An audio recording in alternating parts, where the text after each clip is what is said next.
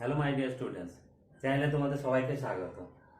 তোমাদের আজ মেন টপিকে চলে যায়। তোমাদের যেটা হচ্ছে যে তোমরা যেটা মার্চের 1 তারিখের 8 তারিখে WBSSC গ্রুপ সি আর গ্রুপ ডি পরীক্ষাটা দিয়ে এলে, তো তার রেজাল্ট কবে আসতে পারে? তো রেজাল্ট আসবে, তারপর তার ইন্টারভিউ কবে হবে, তারপর তার ইন্টারভিউয়ের আগে তোমার টাইপিং হবে, তো তারপরে রিক্রুটমেন্ট হবে। তো গোটা প্রসেসটা হতে কতদিন টাইম লাগতে পারে? এখন প্রশ্ন হচ্ছে যে আমরা তো যারা স্টুডেন্ট, যারা পরীক্ষা দিয়ে এসেছি, তাদের মনে অনেক প্রশ্ন যে স্যার আমার 51 এসছে, 50, আমি কি ইন্টারভিউর জন্য প্রিপারেশান নেব না টাইপিংয়ের জন্য প্রিপারেশান নেব? তো এরকম অনেক প্রশ্ন সবার মধ্যে আছে। তো আমি বলবো, দেখো, তোমরা প্রিপারেশান তৈরি অবশ্যই করে নেবে। কত নাম্বার পেলে তোমরা প্রিপারেশান নেবে আমি সেটা একটু বলে দিচ্ছি। তো তার আগে বলি তোমাদের রেজাল্টটা কবে আসতে পারে। দেখো, একটা নিউজ পেপারে যেটা আমরা জানতে পেরেছিলাম যে সেখানে এসএসসি চেয়ারম্যান উনি বলেছেন যে জুলাইয়ের আগে কিন্তু রেজাল্ট দেবেন। কিন্তু তুমি এটা মেনে চলো যে জুলাইয়ে তোমার রেজাল্টটা এসে গেল, জুলাই অগাস্টের মধ্যে কিন্তু তোমার রেজাল্ট আসবে অবশ্যই। এবার যদি জুলাই আগস্টের মধ্যে তোমার রেজাল্ট এসে যায়, তাহলে তারপর তোমার টাইপিংয়ের জন্য কতদিন টাইম নেবে?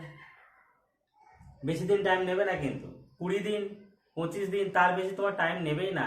হার্ডলি 1 মাস নিতে পারে, 1 মাসও নেবে না, দেখে নিও। ওর মধ্যে তোমার টাইপিং চলে আসবে। তা তোমরা যারা এখন ভাবছো যে আমার এই নাম্বার আছে, আমি কি টাইপিং করবো, আগে পাস করি তারপর দেখা যাবে, তো এরকম ভাবে চললে কিন্তু হবে না। এবার তোমার টাইপিং হয়ে গেল, এবার টাইপিং হয়ে যাওয়ার পর কিছুদিনের মধ্যে ডিবি হবে, ডকুমেন্ট ভেরিফিকেশন হবে, তারপর তোমার ইন্টারভিউ ডাক করবে। ইন্টারভিউ হয়ে গেল, কিছুদিনের মধ্যে তোমার রিক্রুট হয়ে যাবে। আবার আমার যা মনে হয় বা যেটা জানতে পেরেছি বিভিন্ন জায়গা থেকে, যে রিক্রুটটা দুর্গাপুজোর আগে মানে অক্টোবরে কিন্তু তোমার হয়ে যেতে পারে, পুরোটা কমপ্লিট হয়ে যেতে পারে। তা হওয়ার সম্ভাবনা কিন্তু প্রচুর। এবার তোমরা ভাবছো তাহলে এখন কি করব? তাহলে এটা তো জানতে পারলে যে আমি যে ডেটগুলো তোমাকে বলেছিলাম, যে মাসগুলো তোমাকে বললাম, তো এই মাসের মধ্যে তোমার এইগুলো হতে পারে। তো তোমার জুলাই আগস্টের মধ্যে তোমার রিটেন এক্সামের রেজাল্ট বেরিয়ে এলো, তার 1 মাসের মধ্যে তোমার টাইপিং হয়ে গেল, তারপর তোমাকে ডকুমেন্ট ভেরিফিকেশন আর ইন্টারভিউর জন্য ডাকলো। তো এটা হতে হতে তোমার অক্টোবর তো হয়ে যাচ্ছে। এইবার কথা হচ্ছে যে তোমরা কত পেলে ইন্টারভিউ টাইপিং এর জন্য প্রিপারেশন নেবে আর ইন্টারভিউ এর জন্য প্রিপারেশন নেবে। দেখো, গ্রুপ সি বেশিরভাগ স্টুডেন্টরা কি বলছে, স্যার গ্রুপ সি তো সোজা হয়েছিল, গ্রুপ ডিটা একটু কঠিন হয়েছে, স্ট্যান্ডার্ড কোশ্চেন হয়েছে। কিন্তু গ্রুপ সি সোজা হলেও না, গ্রুপ সি জেনারেলি সবাই অ্যারাউন্ড 50 নাম্বারটা পেয়েছে, কিন্তু 50-র পরে 55-এর পরে এই যে নাম্বারটা পেয়েছে যারা, সেটা কিন্তু খুব কম। 55-এর উপরে কম পেয়েছে। যা যা যা ছেলেমেয়েরা রয়েছে দেখবে 55-এর নিচে।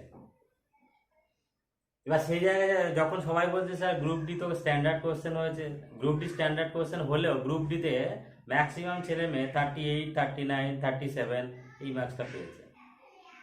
তাহলে হিসাব অনুযায়ী যদি দেখা যায়, গ্রুপ ডির যে কাট অফ আসবে সেটা কিন্তু হাই, কিন্তু গ্রুপ সি এর কাট অফ কিন্তু অত হাই যাবে না। আর তাছাড়া গ্রুপ সিতে তোমার ইন্টারভিউ রয়েছে, টাইপিং রয়েছে, তো টাইপিং এর জন্য তো একটু তো কম নাম্বারে তোমাকে ডাকবে। তো যারা যারা মনে করছো গ্রুপ সি এর জন্য তোমাদের মার্কস, ইউআর ক্যাটাগরি যদি তোমাদের মার্কস যদি 54+ হয়ে থাকে না, তাহলে তোমরা এখন থেকে নিশ্চিন্তে টাইপিং শুরু করে দাও। তোমরা বুঝতে পারবে স্যার আমার কাট অফ তো 57-8 চলে যেতে পারে। কি করে জানলে 57-8 চলে যাবে? অত নাম্বার কেউ পায়নি, অত নাম্বার খুব কম লোকে পেয়েছে, কম লোক পেয়েছে। কিন্তু 54 তুমি যদি হয়ে থাকে, যেমন কেউ কোনো না কোনো জনে কিন্তু এই নাম্বারে টাইপিং এ ডাক পাবে। তো ইউআর ক্যাটাগরি 54+ যদি পেয়ে থাকো, 53ও যদি হয়ে থাকে, তাহলে টাইপিং এর জন্য এখনই শুরু করে দাও, তাহলে পরে কিন্তু পস্তাতে হবে। ইউআর, এরপরে তোমার ওবিসি এ, ওবিসি বি, তো এরা কিন্তু তোমরা 52+ যদি পেয়ে থাকো, তোমার টাইপিং অবশ্যই শুরু করে দাও। এসসিও তাই, এসসি যদি রয়েছে তোমরা 51 to 52+ যদি থাকে, তোমরাও অবশ্যই টাইপিং শুরু করে দাও। যারা এসটি রয়েছে আর 1 নাম্বার কমিয়ে নাও, আর 2 নাম্বারও কমাতে পারো, 49 to 50, 51, 50, 50 তো 1 নয়, 50 ধরো, তোমরা টাইপিং শুরু করে দাও। ইডাব্লিউএস যারা রয়েছে তারা আরেকটু কমিয়ে নাও, আরো 1-2 নাম্বার কমিয়ে নাও।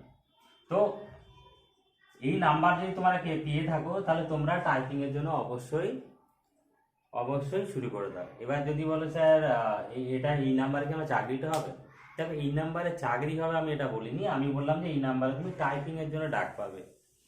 এবার টাইপিংটা এমন একটা জায়গা, অনেকে এই সময় অবহেলা করছে, যারা মনে করছে যে 20 ওয়ার্ডস পার মিনিট এ তো ওই সময় হয়ে যাবে, আগে পাস করি তারপর দেখে নেবো, কিন্তু ওই সময় কিন্তু সেই চান্সটা পাবে না। 1 মাসের মধ্যে যদি খুব হার্ড ওয়ার্ক করে তাহলে অবশ্যই হয়ে যাবে, না হলে কিন্তু হবে না, ওখানে গিয়ে ফেল করে যাবে। দেখো মানে ক্লার্কশিপের যে এক্সামটা হয়, ক্লার্কশিপে 20 ওয়ার্ডস পার মিনিট তোমার থাকে টাইপিংয়ে, তো সেখানে তো অনেকে ফেল করে।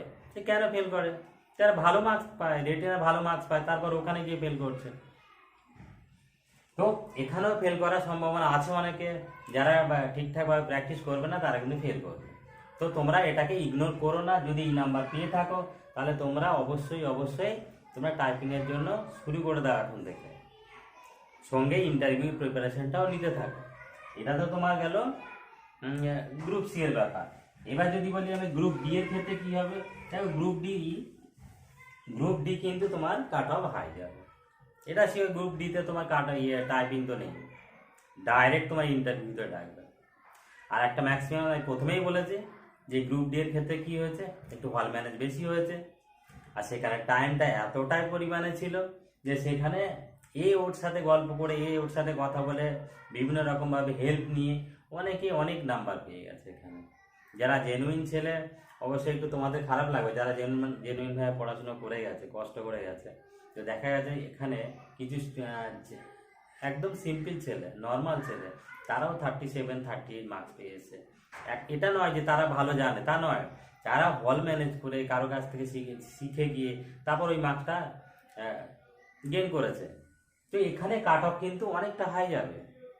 তো এখানে ইউআর ক্যাটাগরি যদি 38+, এর আগে আমিও বলেছিলাম 38+ যদি তোমরা পেয়ে থাকো তাহলে ইউআর ক্যাটাগরিতে তোমরা অবশ্যই ইন্টারভিউতে ডাক পাবে এবং চাকরিও পেতে।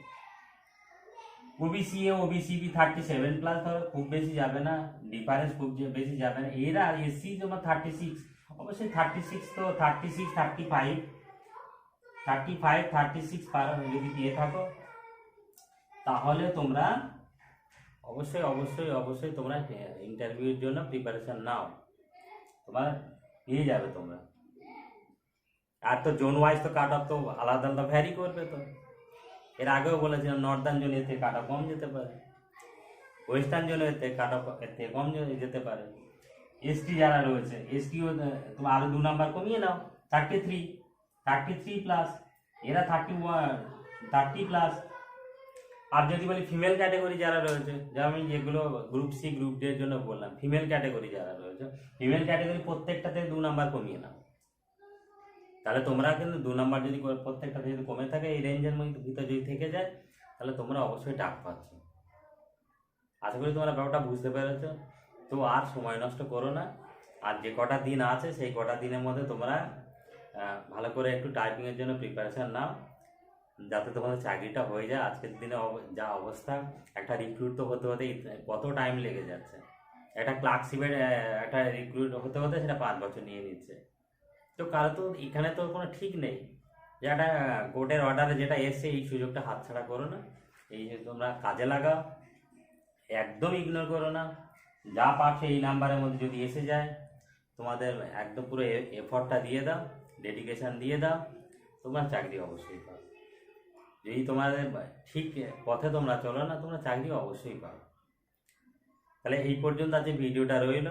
আর কথা হচ্ছে যদি তোমাদের ভালো লাগে ভিডিওটা অবশ্যই কিন্তু সাবস্ক্রাইব করে দেবে। আর একটা কথা হচ্ছে যে তোমরা না কমেন্ট বক্সে কিছু লেখো, তোমরা কে কত নাম্বার পাচ্ছ, বা তোমাদের কোনো মতামত যদি থাকে তাও তোমরা দাও, তোমরা কোন জোন থেকে আছো তোমরা সেটা কমেন্ট বক্সে লেখো, তাতে আরও বেশি করে বোঝা যায় যে এই মার্কসের ভিতরে তোমার আমার যা ডেটা আছে আমি সেই ডেটা হিসাবে বললাম। যদি আমি কমেন্ট বক্সে আরও জানতে পারি, আরও নতুন স্টুডেন্টদের কাছ থেকে জানতে পারি যে তাই এই নাম্বার পেয়েছে তারা, তাহলে আরও ভালো করে এক্স্যাক্ট নাম্বারটা বলা যেতে পারে যে কত পেলে সে চাকরিটা পেতে পারে। এক্স্যাক্ট মানে কি 100% তো নয়, ওটাকে বলতে পারে না। 15 লাখ পরীক্ষার্থী পরীক্ষা দিয়েছে, তবে তার মধ্যে সবার ডেটা তো নেই কাছে, তো সেখানের উপরে একটা বেস করে যেটা বলা যায় সেটা বলা হচ্ছে। তো আশা করি তোমার কমেন্ট বক্সে কিছু লিখবে, আর আমিও তোমাদের আনসার দেবো, যে কে কত পাচ্ছ দেখো, আমাকে অবশ্যই দেখো আর লেখো। আর চ্যানেলটা অবশ্যই সাবস্ক্রাইব করে দিও, আর ভিডিওটা দেখার জন্য তোমাদের অবশ্যই ধন্যবাদ।